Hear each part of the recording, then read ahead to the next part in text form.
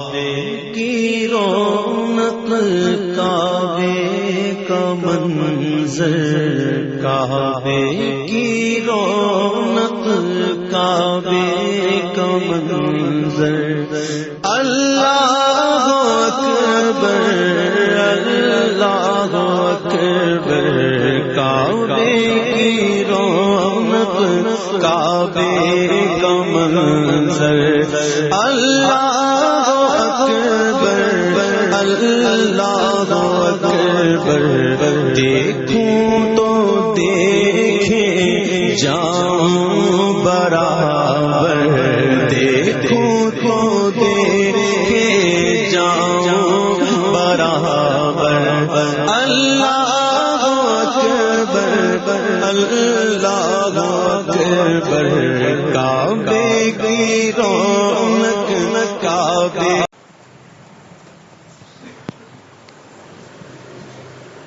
السلام علیکم ورحمۃ اللہ وبرکاتہ۔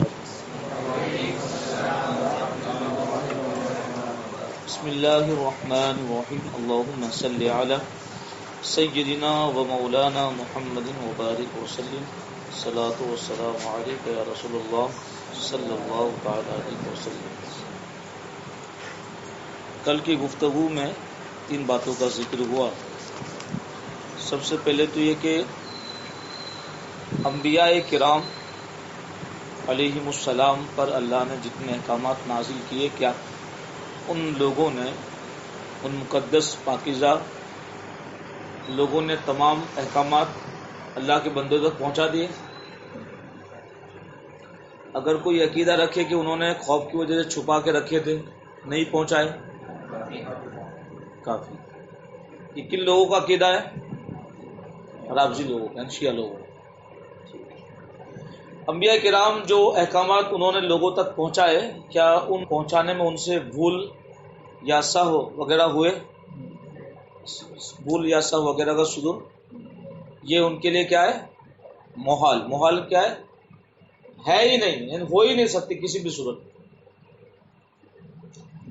پھر یہ کیا، انبیاء کرام علیہم السلام کے جسموں کا ایسی بیماریوں سے، جو بیماری جس کی وجہ سے انسان نفرت کرے، تو کیا ایسی بیماری انبیاء کرام کے جسموں میں ہوئی ہے؟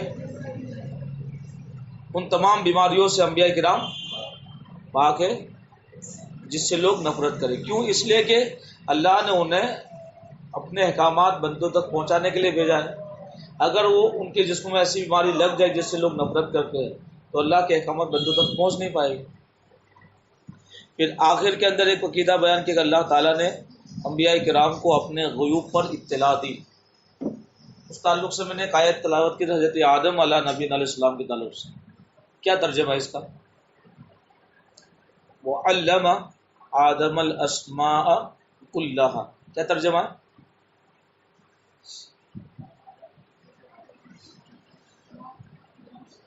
نام سکھا دیا۔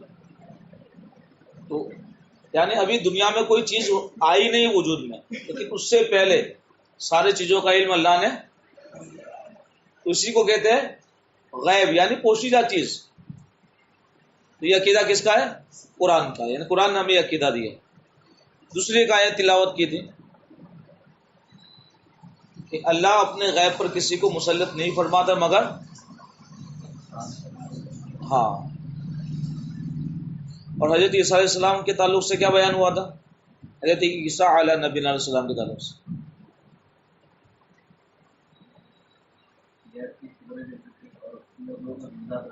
جی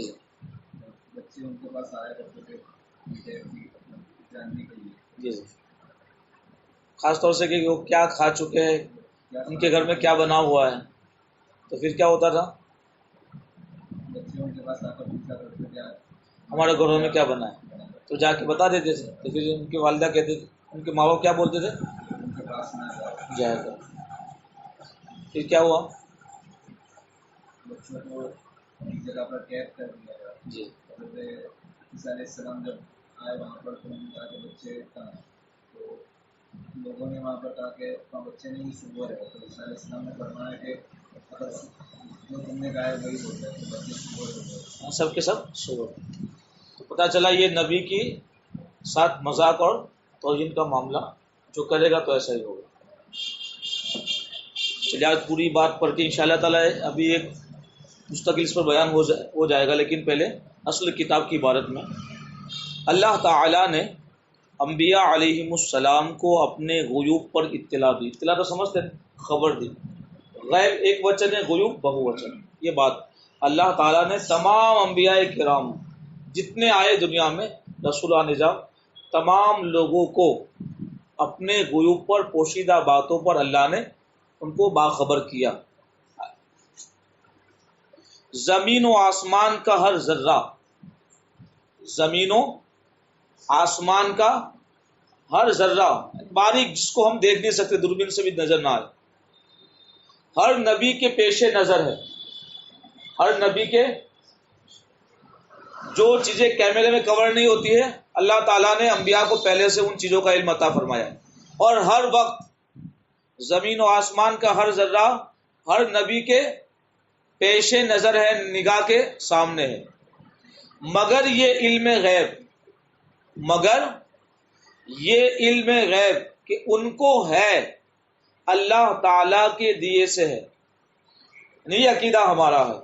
اللہ تعالیٰ کے جتنے انبیاء کرام دنیا میں جلوہ گر ہوئے ان کو جتنا علم دیا گیا یہ اللہ تعالیٰ نے ان کو دیا ہے. یہ ہمارا عقیدہ ہے. لہذا ان کا علم عطائی ہوا. کیا ہوا؟ عطائی، اللہ نے عطا فرمایا. اور علم عطائی اللہ تعالیٰ کے لیے محال ہے. علم عطائی اللہ کے لیے محال ہے کہ اس کی کوئی صفت، اس کی کوئی صفت، کوئی کمال کسی کا دیا ہوا نہیں ہو سکتا، کیونکہ کچھ ہے ہی نہیں نا. وجود باری ہر چیز سے پہلے ہے، یعنی کچھ نہیں تھا تب اللہ کا وجود.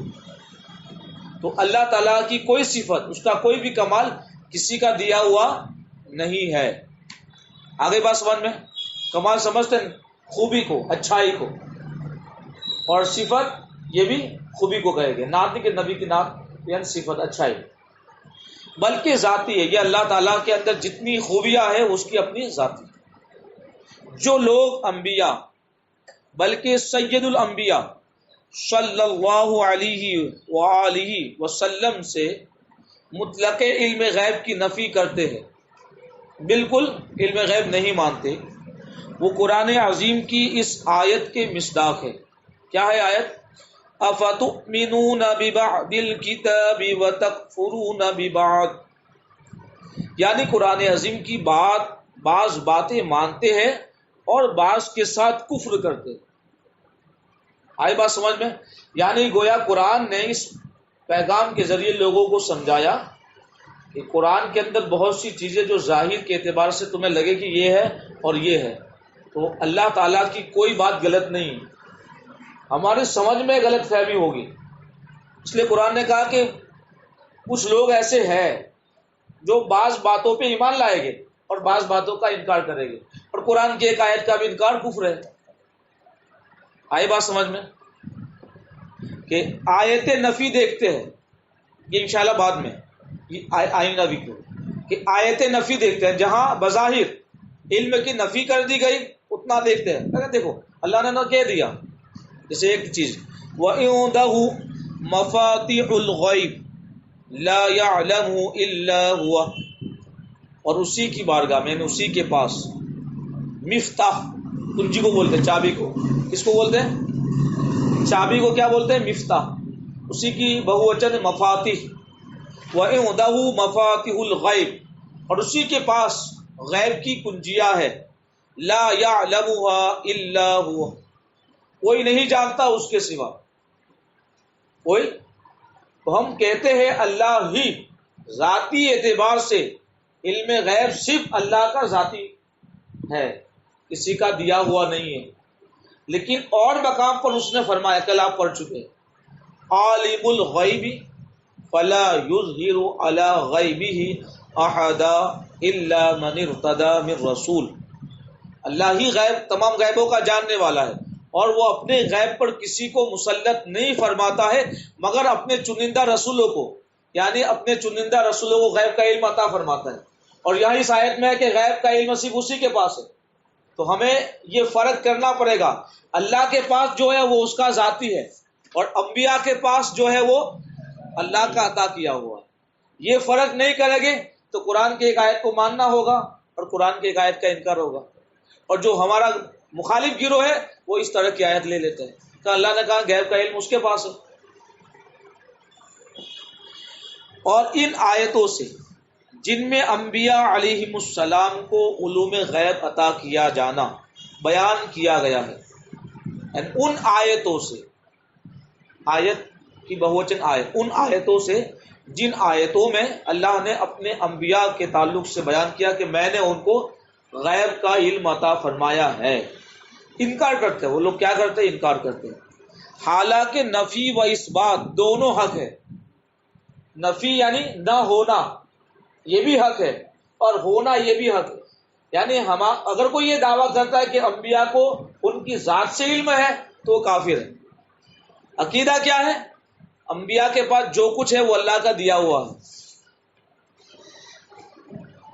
کہ نفی علم ذاتی کی ہے، نہ ہونا کس کا ہے؟ علم ذاتی کا، کہ انبیاء کے پاس ان کا ذاتی علم نہیں ہے، کہ یہ خاصہ الوہیت ہے، یہ صرف اور صرف اللہ تعالی کی خصوصیت، صرف اللہ کی ذات کے لیے خاص. اس بات عطائی کا، اس بات کس کا ہے؟ عطائی. اس بات سمجھتے ہیں ہونا، یعنی اللہ تعالیٰ نے انبیاء کو دیا ہے تو انبیاء کے پاس وہ جو علم غیب ہوا کیا ہوا؟ عطائی ہوا، یعنی اللہ کا دیا ہوا ہے. یہ انبیاء ہی کی شایان شان ہے، یہ انبیاء کرام ہی کی شایان شان ہے. اور منافی الوہیت یعنی خدا کی ذات کے منافی ہے. کیوں؟ اس لیے کہ اللہ کو کوئی دے نہیں سکتا، اور جو عقیدہ رکھے وہ کافر ہو جائے. اور یہ کہنا کہ ہر ذرے کا علم نبی کے لیے مانا جائے تو خالق و مخلوق کی مساوات لازم آئے گی. یعنی اللہ اور بندے میں، اللہ اور نبی میں برابری لازم آئے گی. باطل محض ہے، بالکل غلط ہے. یہ کیا ہے؟ بالکل غلط ہے. کہ مساوات تو جب لازم آئے، یعنی برابری جب لازم آئے گی اللہ تعالیٰ کے لیے بھی اتنا ہی علم ثابت کیا جائے جتنا نبی کے لیے، تب آئے گی نا برابری. اور اللہ تعالیٰ کے علم کی مثال ہے ہی نہیں. اس کی ذات و صفات کی مثال ہے لیس کمثلہ شیء. اس کا علم یعنی انبیاء، یعنی تمام انبیاء کرام کا جتنا علم ہے وہ ایسے ہی ہے جیسے ایک ذرہ سمندر کے قطروں کے سامنے. یعنی اللہ تعالیٰ کے علم کی طرف نسبت کرتے ہو، وہاں برابری کا کوئی سوال ہے ہی نہیں. اور یہ نہ کہے گا مگر کافر، یعنی یہ چیز وہی انسان کہے گا جو کافر ہوگا کہ انبیاء کا، نبی کا علم اور اللہ کا علم برابر ہے. ذرات عالم متناہی، ذرہ ایک چیز کو بولتے ہیں، ایک وچن ذرات بہوچن، یعنی عالم کی تمام جو ذرات ہے وہ کیا ہے؟ متناہی ہے. لمٹ ہے نا، ختم ہو جائے گی. پوری کائنات کتنی پھیلے گی، کتنے لوگ گھر بسا لیں گے، کتنی ٹیکنالوجی کر لیں گے، سب کچھ کر لے، ایک دن ختم ہو جائے گی. ختم ہو گئی کہ نہیں؟ تو ذرات عالم متناہی ہے اور اس کا علم غیر متناہی. اللہ کا علم متناہی کس کو بولتے ہیں؟ جس کی انتہا ہو جائے، اور غیر متناہی جس کی انتہا نہ ہو. آگے لمٹ اس کو متناہی بولے گے، اور جس کی کوئی لمٹ نہ ہو، یعنی سمجھانے کے لاکھ ہو، اس کو غیر متناہی بولتے ہیں. ورنہ جہل لازم آئے گا. کیا؟ جہالت. اور اللہ تعالیٰ اس سے پاک، اور یہ محال کہ خدا جہل سے پاک ہے. نیز ذاتی و عطائی کا فرق بیان کرنے پر بھی مساوات کا الزام دینا، یعنی برابری کا الزام دینا. لوگ کہتے ہیں کہ یہ نبی کے لیے اتنا مانتے ہیں اور نبی کی ذات کو اتنا بڑھا دے کہ معاذ اللہ خدا کے برابر کر دے. یہ لوگ زبانوں پہ جملے ان کے جاری ہو چکے ہیں. تو سید الشرح فرماتے ہیں صراحتاً ایمان و اسلام کے خلاف ہے. یہ صراحتاً، وہ مومن نہیں ہے، پتہ چلا یہ مومن ہے ہی نہیں. انہوں نے اللہ تبارک و تعالیٰ کی ذات کے علم کا پیمانہ ناپا. جب نبی اکرم صلی اللہ تعالی علیہ وسلم کا علم برابر کوئی نہیں ایسا پیمانہ کہ انسان ناپ سکے، تو اللہ تبارک و تعالیٰ کے علم کے لیے تو پیمانہ ہے ہی نہیں، پیمانہ اللہ نے پیدا ہی نہیں کیا ہے۔ اس فرق کے ہوتے ہوئے مساوات ہو جائے تو لازم کہ ممکن و واجب وجود میں معاذ اللہ مساوی ہو جائے، کیونکہ نبی اکرم صلی اللہ علیہ وسلم کیا ہے؟ ممکن الوجود، اور اللہ تبارک و تعالیٰ واجب الوجود۔ یہاں محال اور یہاں جو چیز ہے ہی نہیں، چونکہ اللہ کی ذات واجب ہے اور نبی کی ذات ممکن ہے، ممکن بھی موجود اور واجب بھی موجود۔ اگر صرف لفظ کی برابری دیکھنی ہے، اللہ کی ذات بھی موجود ہے اور ہم بھی موجود ہے کہ نہیں، ممکن بھی موجود، اور وجود میں مساوی کہنا سری کفر ہوگا۔ کوئی کہے گا اللہ بھی سنتا ہے، ہم بھی سنتے کہ نہیں، تو ظاہری معنی پہ تم لوگ کافر ہو تو تم خود بھی کافر ہو جاؤ گے۔ ہم بھی دیکھتے ہیں، اللہ بھی دیکھتا ہے۔ برابر سمجھ میں کچھ آ رہی بات؟ یہ صفتیں ہیں، انبیاء کی بات تو دور کی بات میں کہہ رہا ہوں، عام طور پہ ہم بولتے کہ نہیں اللہ بھی سمیع بصیر ہے، لفظی ترجمہ جو کرے گا اللہ بھی سننے والا ہے اور دیکھنے والا ہے۔ ظاہری لفظ کا معنی لوگے تو یہ سری کفر ہے، کھلا شرک ہے۔ انبیاء علیہ السلام غیب کی خبر دینے ہی کے لیے آئے۔ کس کے لیے آئے؟ غیب کی خبر دینے کے لیے آئے۔ جنت دیکھیے، جنت دیکھیے، کس نے خبر دی ہم کو؟ نبی اکرم نے۔ دوزخ دیکھیے کسی نے آج تک؟ حشر و نشر، مرنے کے بعد دوبارہ زندہ ہونا ہے، آج تک کوئی زندہ ہوا ہے؟ وہ جو نبی اکرم یا اللہ کے محبوب بندوں نے کیا ان کی باتوں کو چھوڑ کر، کیونکہ مرنے کے بعد اصل انسان کب زندہ ہوگا؟ حشر کے میدان میں جمع کیا جائے گا۔ ثواب و عذاب غیب نہیں تو اور کیا ہے؟ ان کا منصب ہی یہی ہے کہ وہ باتیں ارشاد فرمائے جن تک عقل و حواس کی رسائی نہیں، یعنی ہمارا دماغ جہاں ختم ہو جائے وہی تو انبیاء کے عقل کی شروعات ہوتی ہے۔ آگے بات، اور آگے فرماتے صدر شریع علیہ رحمہ کہ اسی کا نام تو غیب ہے، اور اولیاء کو بھی علم غیب عطا ہی ہوتا ہے مگر بواسطے انبیاء کے۔ انبیاء کو تو عطا ہوتا ہی ہے، لیکن انبیاء کے صدقے میں، ان کے وسیلے سے ان کی امت کے اولیاء کو بھی اللہ علم غیب عطا فرماتا ہے۔ تو یہ مکمل بحث اس تعلق سے شدید شریع علیہ رحمٰ نے کی ہے۔ میں دو باتیں آپ کو اور بیان کر دوں۔ قرآن مقدس میں اللہ نے ارشاد فرمایا وَعَلَّمَكَ مَا لَمْ تَكُنْ تَعْلَمْ مَا لَمْ تَكُنْ تَعْلَمُ وَكَانَ فَضْلُ اللَّهِ عَلَيْكَ عَظِيمًا۔ اللہ تعالیٰ نے محبوب آپ کو وہ سب کچھ سکھا دیا جو آپ نہ جانتے تھے، اور یہ اللہ کا آپ پر بڑا فضل ہے، بڑی نوازش ہے اللہ کی۔ یہ اللہ خود فرما رہا ہے اپنے حبیب پاک صلی اللہ علیہ وسلم کو۔ قرآن کی ایک آیت ہے وَمَا كَانَ اللَّهُ لِيُطْلِعَكُمْ عَلَى الْغَيْبِ وَلَكِنَّ اللَّهَ يَجْتَبِي مِن رُّسُولِهِ مَن يَشَاءُ، اور اللہ کی یہ شان نہیں کہ عام لوگوں تمہیں اللہ غیب کا علم دے دے۔ اللہ کی یہ شان نہیں کہ عام لوگوں اللہ تمہیں غیب کا علم دے دے، ہاں لیکن وہ اپنے رسولوں میں سے جن کو چاہتا ہے چن لیتا ہے، یعنی اپنے پسندیدہ رسولوں کو اللہ تعالیٰ غیب کا علم عطا فرماتا ہے۔ تو یہ اللہ تبارک و تعالیٰ کے احکامات ہیں، اور قرآن مقدس کی بہت سی آیتیں ہیں، اور سرکار حضرت علی رحمٰ نے بہت سی کتابیں اس پر لکھی ہے۔ تو آئندہ انشاءاللہ اس پر میں مختصراً جو عقیدہ ہے بالکل واضح کوشش کریں گے کہ بہت سی آیتیں جو نفی کی ہوتی ہیں لوگ پیش کرتے ہیں، لیکن ایک بات جو بہت اچھی کہی ہے آپ نے،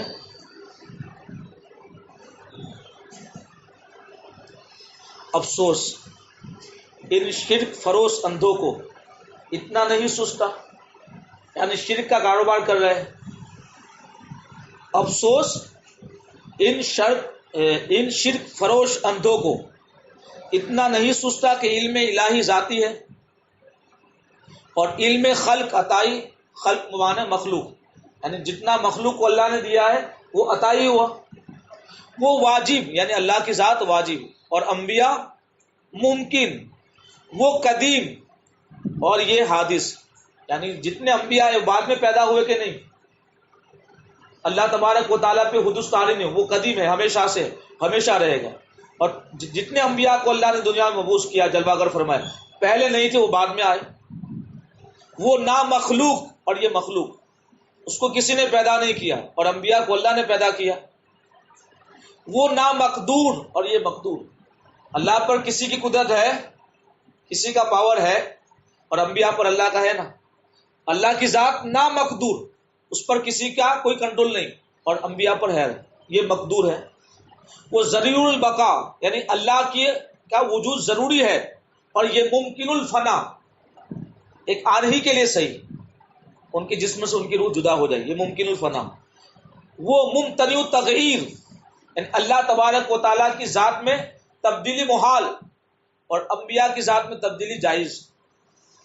ان عظیم فرقوں کے باوجود احتمال شرک رہے گا، یعنی اتنی ساری چیز، مگر کسی مجنون کو بصیرت کے اندھے اس علم ما کان و ما یکون بمعنی مذکور ثابت ہو جانے کو معاذ اللہ علم الہی سے مساوات سمجھ لینا، یہ کہاں کی دانش مندی ہے؟ کہ پاگل انسان ہوگا کہ جو اتنے سارے فرقوں کے باوجود یہ کہے کہ اللہ تبارک و تعالیٰ کے ذات کے برابر انبیاء کو بنا لیتے ہیں اہل سنت کے لوگ. آ گئی بات سمجھ میں؟ تو سرکار امام اہل سنت نے اس پر بہت کچھ لکھا ہے. اللہ تعالیٰ ان کے علم سے اور سرکار صدر الشریعہ علی رحمہ کے فیضان علم سے ہمیں مالا مال فرمائے، اور ہمیں مذہب حقہ پہ مضبوطی کے ساتھ قائم فرمائے. استغفر اللہ ربی من کل ذنب و اتوب الیہ. السلام علیکم ورحمۃ اللہ وبرکاتہ.